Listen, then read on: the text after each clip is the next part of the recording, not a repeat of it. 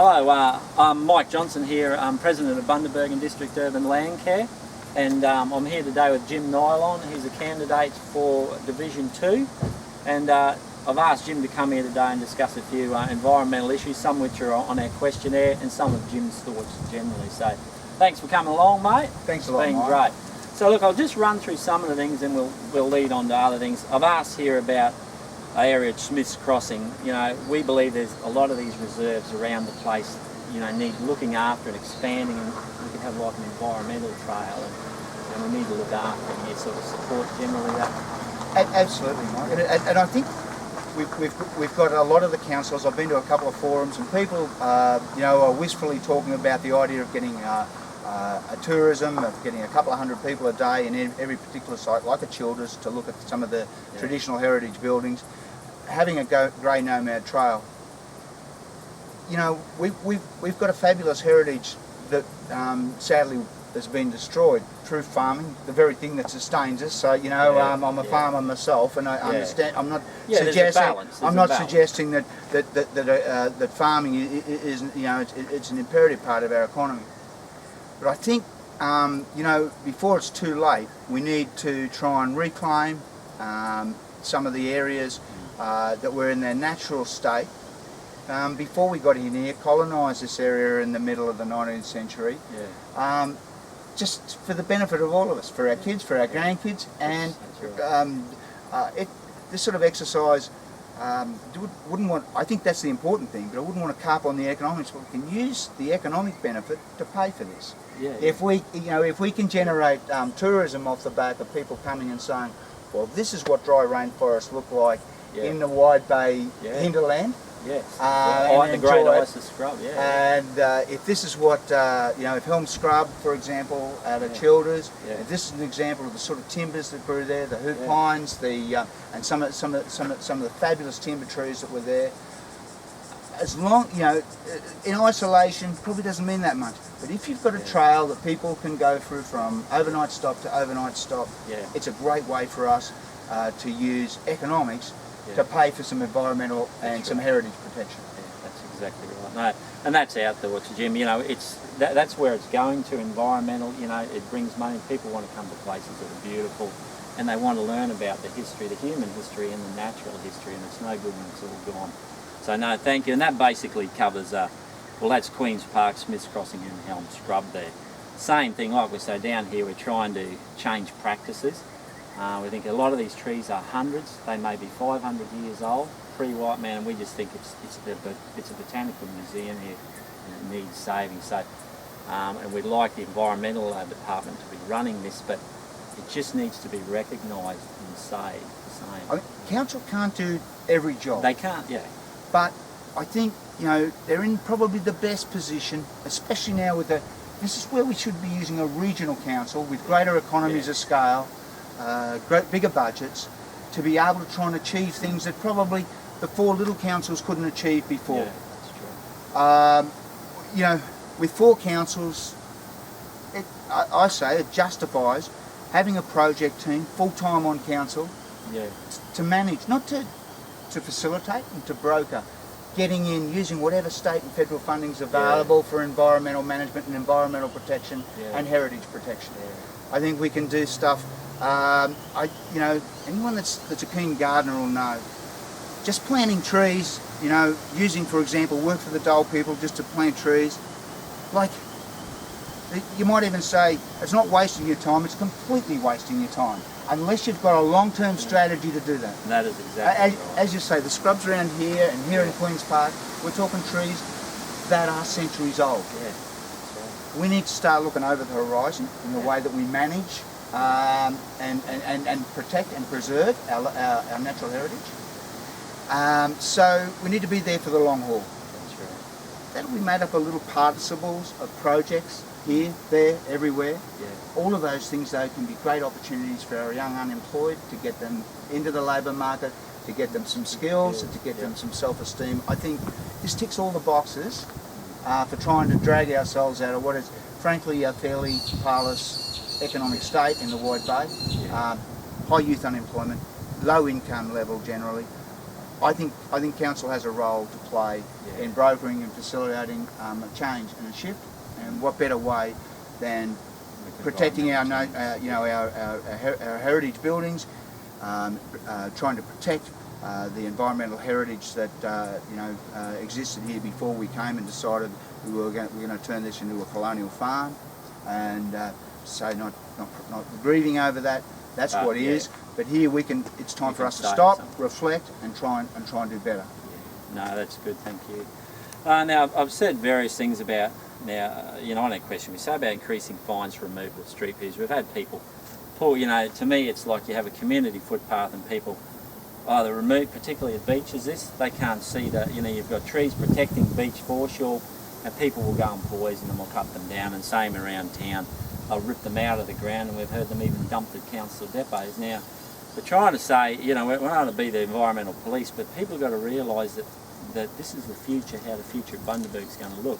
It's either going to be a dry, very hot world, and that's increasing, or we're going to have beautiful green corridors everywhere of shade trees, and who doesn't want to park under a shade?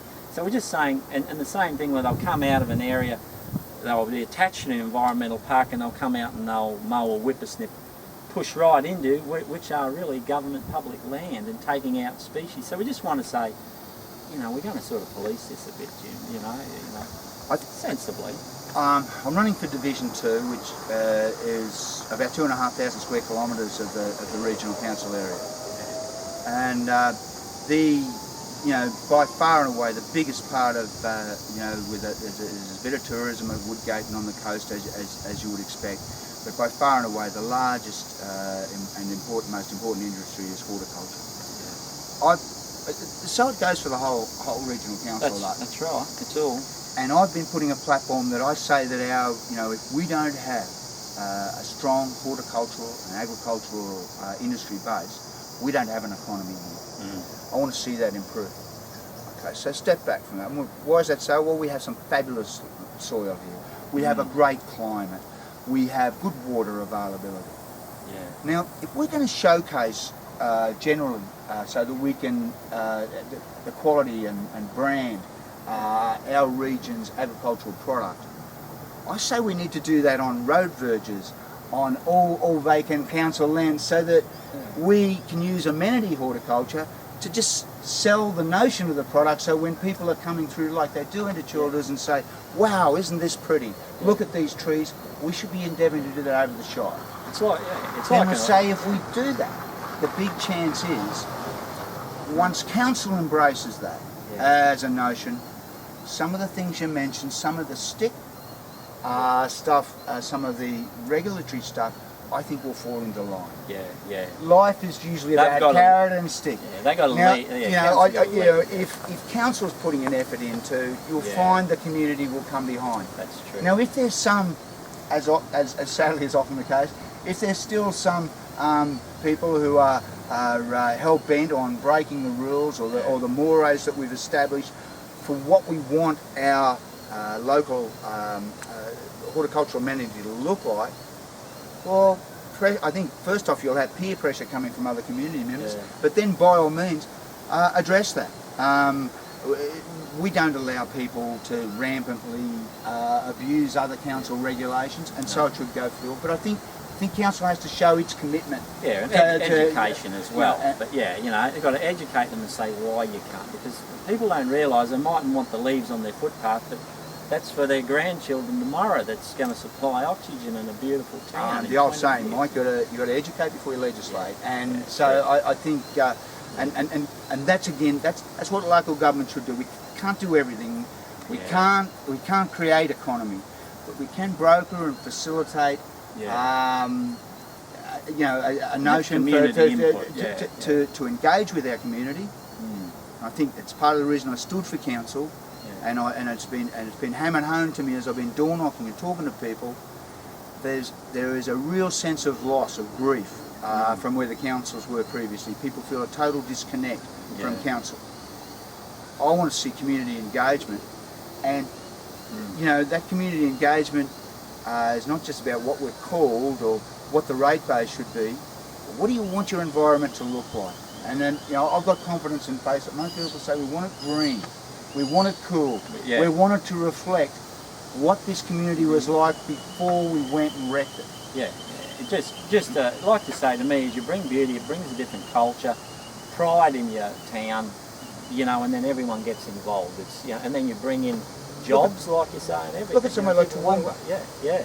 Well, that's Toowoomba, a big ag base, isn't it? Toowoomba, big agricultural base, but then they have the Carnival of Flowers, and I cannot remember the figures, to be honest, but it's some enormous amount of their local tourism economy happens across a fortnight where they showcase amenity horticulture. And I think, you know, like, I suppose it's from where I come from. I grow bamboo for food and for timber, but we grow other plants and small crops. But I'm very, you know, we have a nursery, and I'm very conscious of the fact that amenity horticulture is a huge growth area. Horticulture, you know, whether it's flowers for Japan or whether it's, you know, but it is something. It's a way we can showcase to the world and to those travelling through our little regional council what a great value horticulture and agriculture are to the area, and what respect we still have to the environment while we're doing it. You know, this is right. Yeah, no, that's good. Thank you, mate.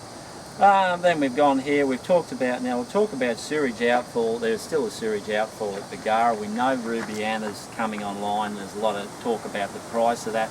But that even goes up to Gingin, where we know that one there, I know they'll say that there's hundreds of thousands spent on it, but you'll see we've got the Omni processor on our links, and that's got old Bill Gates drinking a glass of water. That was like, it creates its own electricity, and it also power itself, totally benign, no emissions or anything.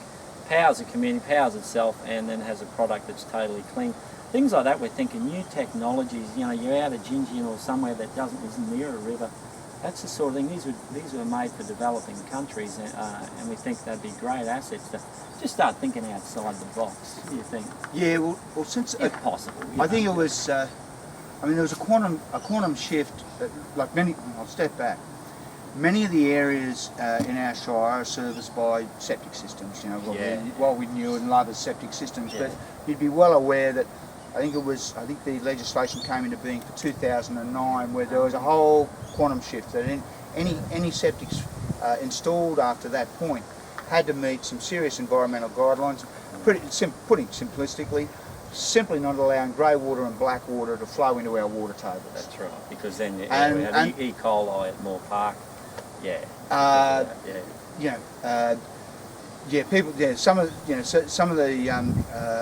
Some of the nasties that come out of black water, like E. coli, endospores. I mean, we're talking about truly dangerous health hazards here.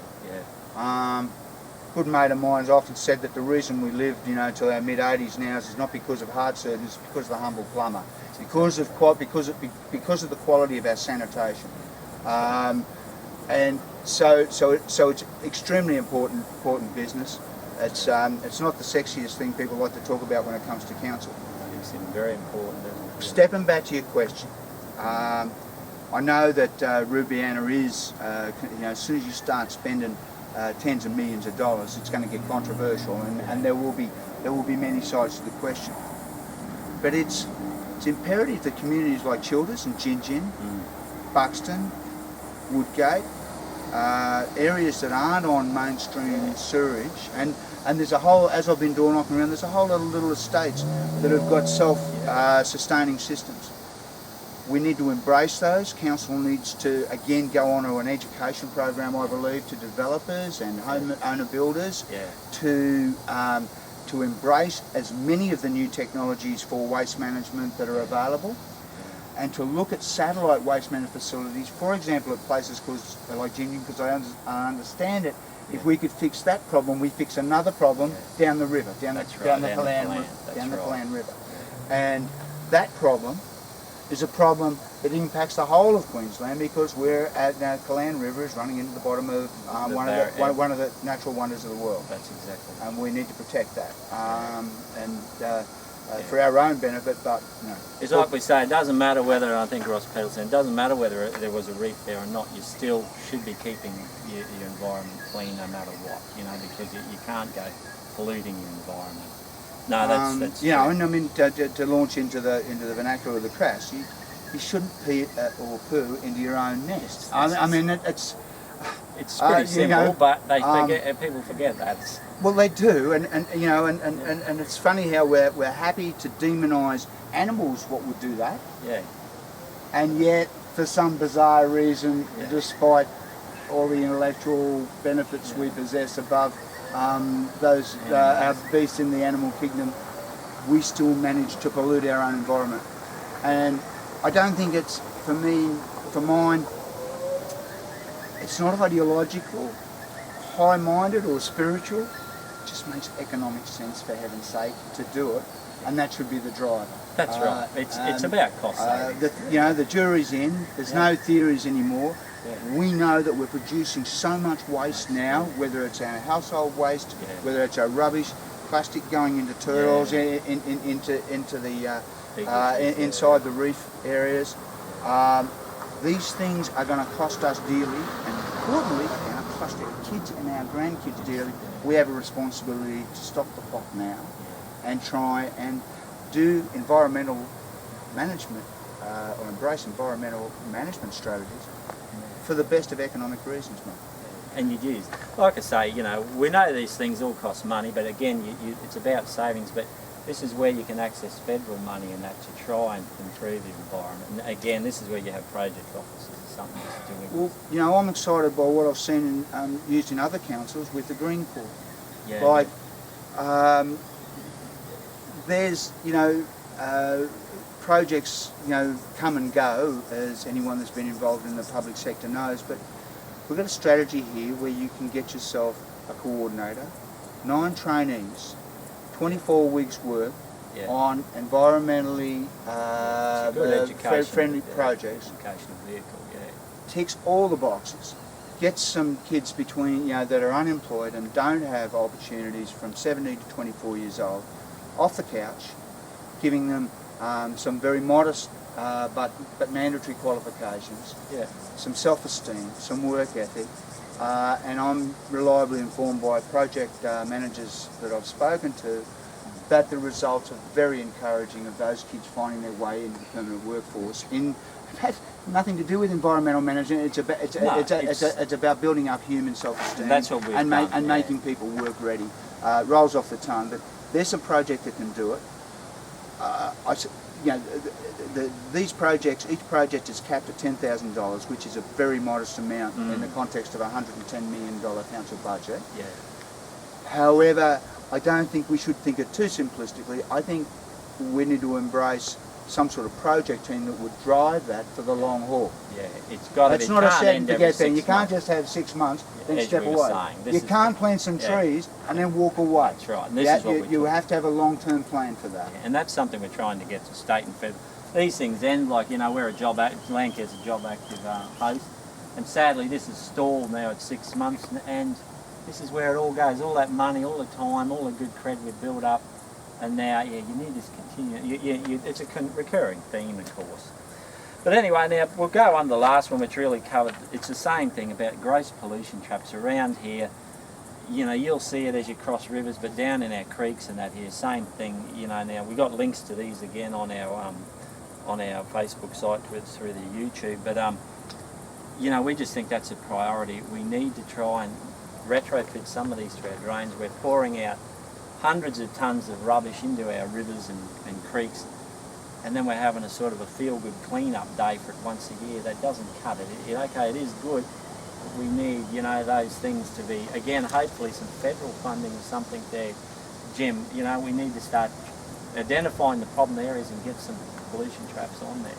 So what I'm going to say now might impress a lot of people that are truly, embrace environment. But Queensland government brought in Wild Rivers legislation in because there was a recognition, not from politicians but from scientists, that we desperately need to have clean waterways. Put it to people that if we don't take care of our own here and now, and as you say, work out traps and to limit the amount of ongoing rubbish, and have waste and rubbish management program in all our waterways, 24/7, or at least on some sort of constant routine basis. 10 years' time, we're going to be confronted with more political controversy by people saying, well, we're going to have to lock those waterways up. If people want to keep the waterways and keep them there in the long haul, we need to start managing them now. We need to recognise, don't wait until some radical political move has to be made where we have to say, now we're going to lock people out of that because they've just caused too much damage. We should be looking now, we're supposed to be clever, we're supposed to be a smart country and a smart state. This makes, it makes economic sense to do it now. Locking up land it's basically like sending the environment to prison almost. It's like saying we failed at rehabilitation and now we're going to lock it up. And I think that's really, I've been up and worked all around the Cape and I've worked in Western Queensland and I'm not suggesting it's not appropriate to have some areas set aside, which has been done in the past. But the waterways that we use to grow food and to provide, an environment of trees, cool, an environment for our kids to grow in. Unless we want to see that locked up, then we're going to need to do some work here at the front end now. And I think again. It's an opportunity for jobs, it's an opportunity and it's an opportunity for volunteering and an opportunity for community engagement that council should broker. No, it's a very important thing, and like they say, you've got microplastics and everything now, and that goes into our fish, and like they haven't even studied what the effects when we eat those fish we're eating, consuming plastic. So it's a big issue and it's going to come back. It's the future. We've got to think about what is going to happen to the people in the future and our grandchildren and children. But anyway, Jim, that pretty well wraps up. So we get your feel, like what you say. So we'd like to thank you very much for coming along and the chat. It's a pleasure. Congratulate you on the work you're doing here through Landcare, the Bundaberg Landcare group. We need more of them. Yeah, mate. Well, hopefully we've got good young fellas coming on. So hopefully, thank you very much, mate, and all the best for the election. Thank you. Bye, mate.